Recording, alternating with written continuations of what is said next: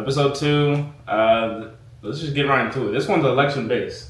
So, we're filming this on Wednesday, November. What day? What day is it? November 6th. November 6th. Election was last night. So this is what we're going to be covering. So it's a current event. We were up till. Well, she wasn't up. I took a nap. She wasn't up. She wasn't about it. But I was up till I was up late watching it. It was interesting. So I did it 4 years ago. Watched it again. So we all know the results by now. So you just want to come on here and talk about it. How you feeling about it? I mean, not who I voted for. I mean, not who I wanted. Yeah. But I'm absolutely gutted. Like, it's pretty sad. I don't know what else to say.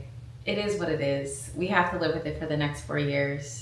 But that doesn't mean that we have to stop fighting for the things that we're advocating for, aka healthcare. For me, that's something I'm working towards, and many other things that need fixing in America. But that doesn't mean we stop fighting for justice. That doesn't mean we stop advocating for the things that we care about. And that doesn't mean that we get divided as a country, hopefully.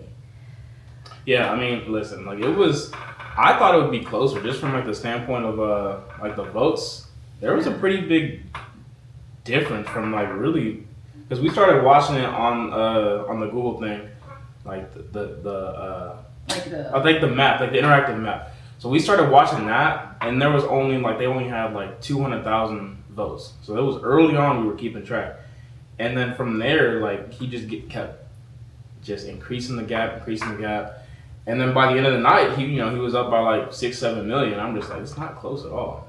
7 million votes is I don't even know what it is by now because some states aren't done counting.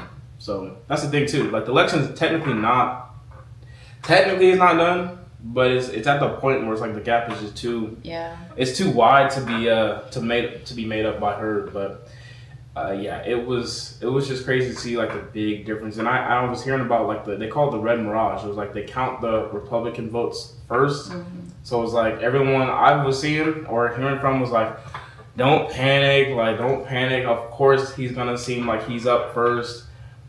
And then all of a sudden, it's called the blue shift, is when the Democratic votes start getting counted after the Republican, and then it becomes more even. But that never happened, really.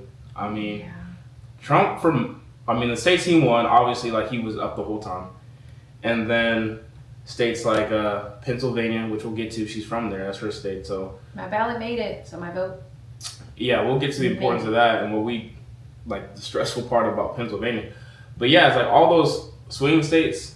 I mean, he won Wisconsin, he got North Carolina, those battleground states. He was leading the whole time, and it was always a 51 to 48, and I'm just you can't really. It's just hard to make that up, when you're going at a certain pace, he's always at a 500,000 vote, I guess, lead on you. It's just hard to really flip that, especially when you're looking at it. The results are there, and it says 90% counted or 80% counted. It's just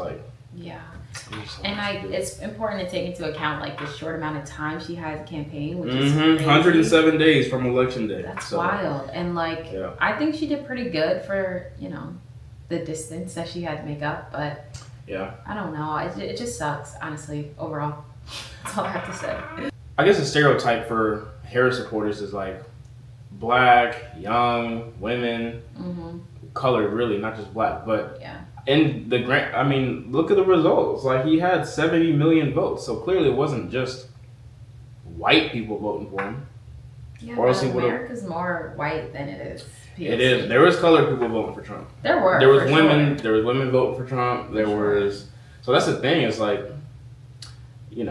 think she had majority of. And obviously, there's white people voting for Kamala. I know exactly. A lot of my white friends are definitely voting for Kamala. Exactly.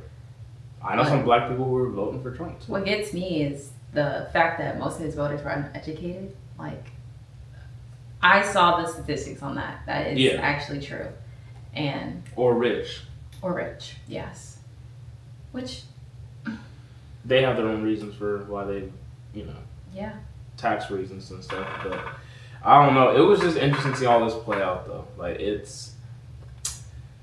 I don't know. It kind of did feel weird when every time we were watching the TV and then the states would come up and it's like, all right, Trump has this, and it's just like we're seeing it slip away. It was back to back, and I there was a point where I just lost faith. I was like, okay. She lost faith in like the first 30, 40 minutes.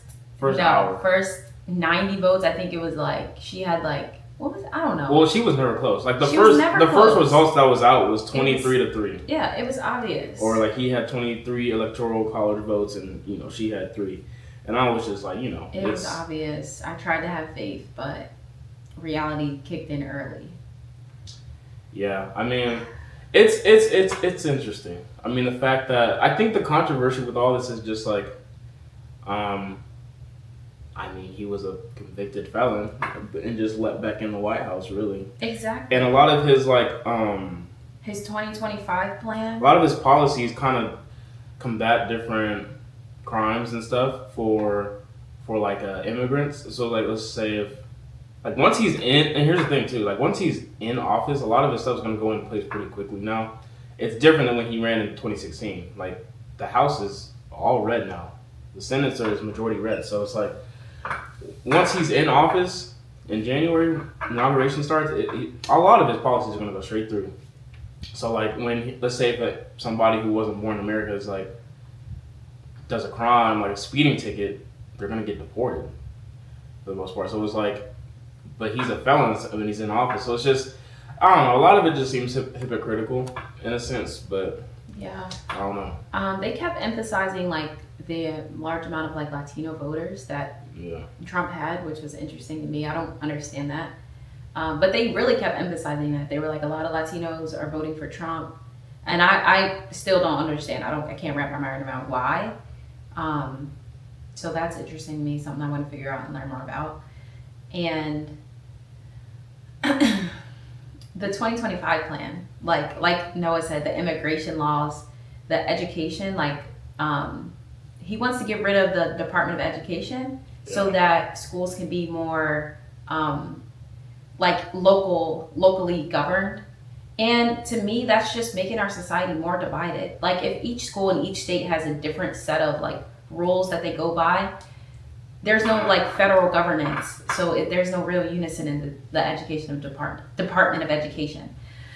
So that is. I mean, even on top of that, along with that plan was all police get immunity in any situation that they're in. So it's like we already know. We don't even need to go into detail why that's kind of insane. And with that being said, it's just like, why would certain African American people vote for that type of policy? If you're voting for Trump, you're voting for that policy. So it's like. And I've asked people that I know who vote for Trump, who are probably voting for Trump, and a lot of the times they do say like, oh, he's going to be better for the economy. Like he's going to help our economy be better. He has better relations with people overseas, not China, but the Russians. So like someone I know specifically were like, oh yeah, he's going to have a better relationship with the Russians and they're not going to try to bomb us now because they're friends, like because Trump is cool with the Russian people and he can make better amends with these international people. I mean, I don't know. Yeah. I don't know. It's all tricky stuff. I mean, I don't even know how close Trump and Putin really are. But it's just going to be back to, I think it is going to be different than 2016 run. I mean, it's different because he wasn't even able to get his policies in place back when he ran the other time. So now it's going to start. But he tweeted something saying he was going to be like a dictator on day one or something like that. So it's just why does he say things like that? I don't get it. He says a lot of different things. I don't understand. And why, I don't know. It just makes me sad for America, period. Like, why would we want to support someone like that? Well, I want to hear more from Trump supporters, truly. Like, I really want to understand the backing. Yeah, because I don't understand. I don't get it. I really don't. And just character, period.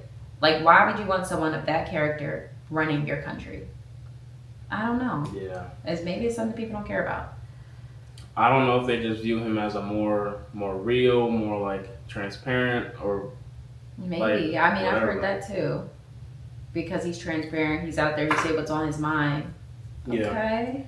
I mean, listen, I think, like, in my opinion, I think Kamala was one of the most, like, qualified candidates to win. Yeah. But she still lost because, I don't know. I mean, maybe it was timing, though.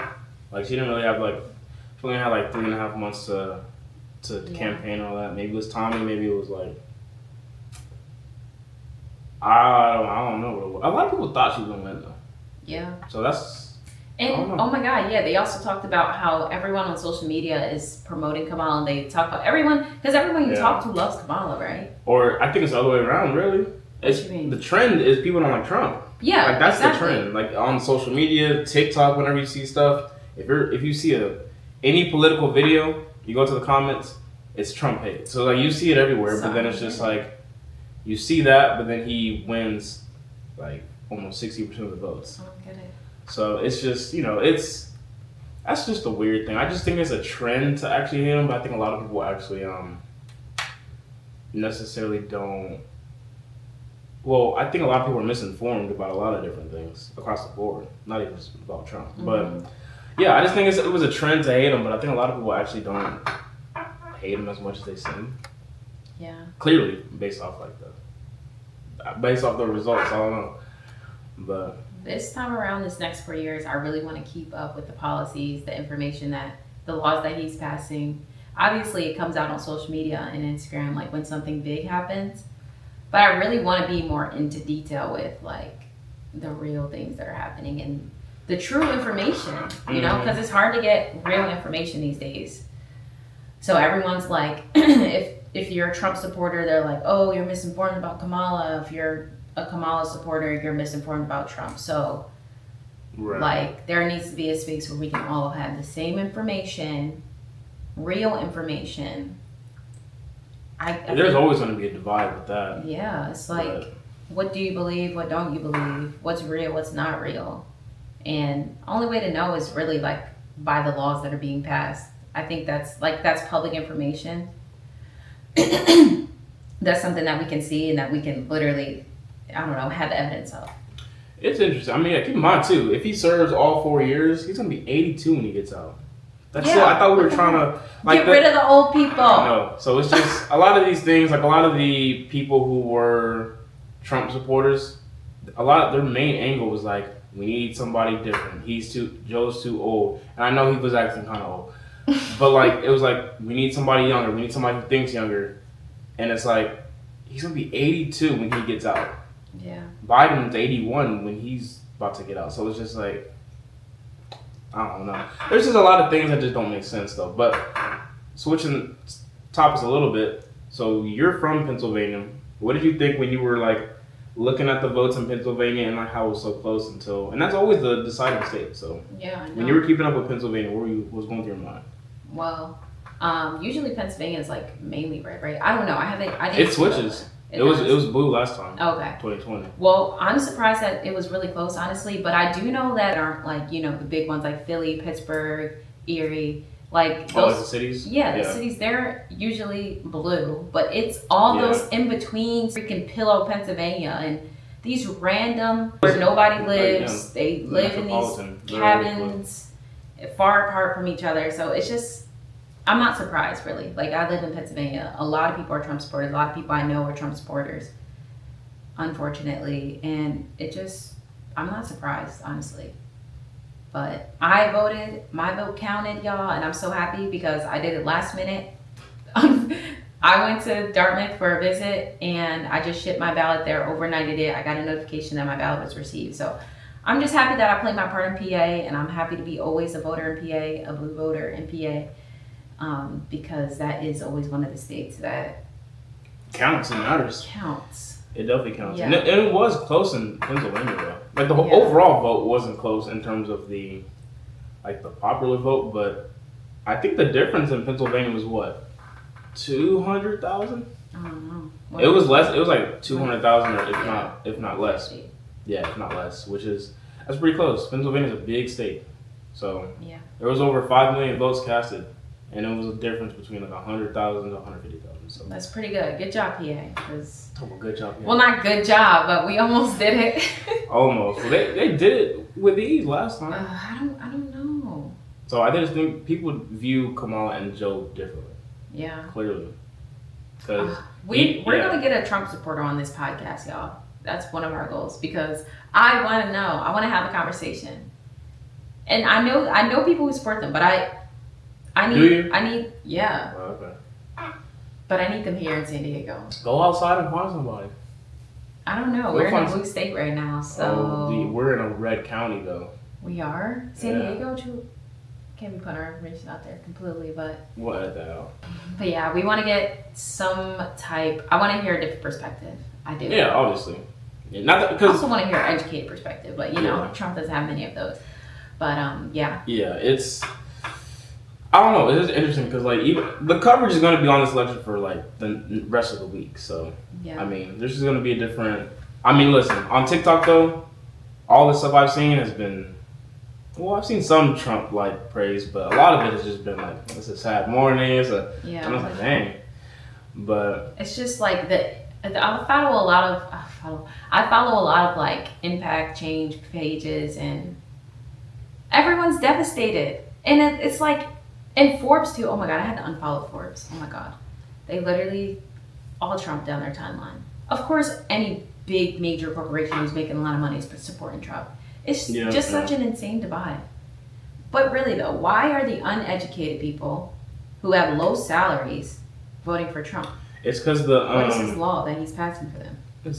I don't think it's just disinformation. They're disinformed. That's insane. When you're uneducated, you're easily disinformed. Mm-mm-mm. When you're educated, you're easily like you just know what's fake, what's not. Like that's just how it is, I guess. But that was a stat though. The uneducated mainly voted for Trump. Doesn't matter the skin color. Yeah. So that was it really is interesting. This is very different than 2016 because in 2016 he ran against a white woman. Yeah. Yes, Kamala and Hillary are both women, but one's white, one's black. So black and East Asian. But it's just it was a different election for sure. Like, it was never close. Never close. Overall, this is our view, our perspective, what we've been talking about all night. Yeah. In regards to the election. Like all night, all morning, yeah. It's been an emotional roller coaster. Not so many ups, more downs, but Right, not even a roller coaster. So yeah, this episode's gonna be a little shorter. It's just we just had thoughts on our minds, and it's a pretty current event, a big current event. So we just want to come on here and talk about it. But yeah, recap it. Make sure you tune in every Tuesday. The only reason this one wasn't posted on Tuesday is because of the election, but you can check us out every Tuesday to make sure that we have our podcast up, and there's always interesting topics. That you guys can look forward to, and make sure you respond to our polls because we have live questions available always. Yeah, subscribe to our YouTube channel, The Medalist Table, Instagram, like we're going to be putting up clips. So yeah, it's just follow along, and every Tuesday we're going to drop the episode. So this is episode 2, 3's going to be next week. So every week we're posting out episodes every Tuesday. So we're going to do a giveaway next week.